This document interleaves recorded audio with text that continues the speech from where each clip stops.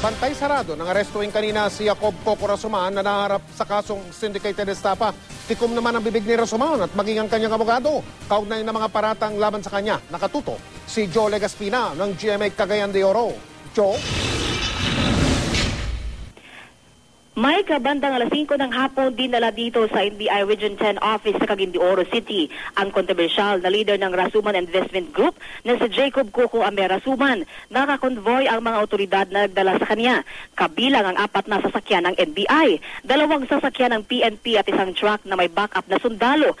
Sa bisa ng warrant of arrest ni Presiding Judge Bonifacio Macabaya ng Regional Trial Court Branch 20 dito sa Cagayan de Oro, dinakip si Coco Rasuman kaninang umaga sa kanyang bahay sa White House Poblasyon sa Marawi City. Umabot lang ng 10 minuto ang pag-serve ng warrant kay Coco. Sumama din siya sa mga otoridad. Kabilang sa mga nag-escort kay Rasuman ay ang Deputy Director ng NBI for Regional Operations na si Attorney Virgilio Mendez na galing Maynila.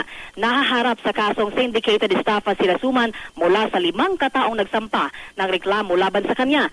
Ayaw magsalita ni Rasuman sa media. Nakatakip pa ang kanyang mukha. Maging ang kanyang abogado na si Attorney Florentino Dumlao na sumama sa kanya dito sa Cagayan de Oro, tikom din ang bibig. Pinag-aaralan pa kung dadalhin si Rasuman ng NBI sa Maynila. Habang naghihintay ng desisyon ng NBI Regional Office, inexamine muna si Rasuman ng doktor. Eksklusibong nakuna ng GMA News ang pagkuha ng kanyang blood pressure.